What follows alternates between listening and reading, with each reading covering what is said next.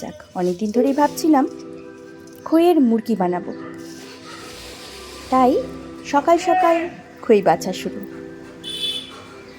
প্রথমবারের জন্য আমি খই মুরগি বানাতে চলেছি।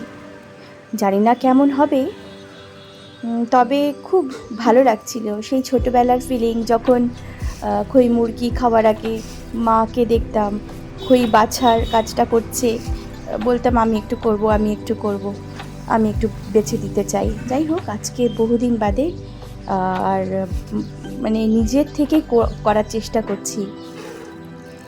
শেষ পর্যন্ত খই বাছার কাজটা কিন্তু অলমোস্ট হতেই চলল।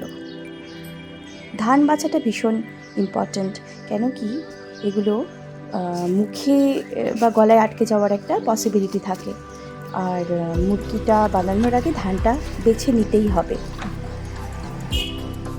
এরপর খেজুরের গুড়টিকে ভালো মতো পরিষ্কার করে তারপর কড়াইয়ের মধ্যে অল্প আঁচে প্রথমে অল্প জল দিয়ে তারপর এই খেজুরের গুড়টিকে অল্প আঁচে গরম করে নিতে হবে এবং পুরো গলিয়ে দিতে হবে।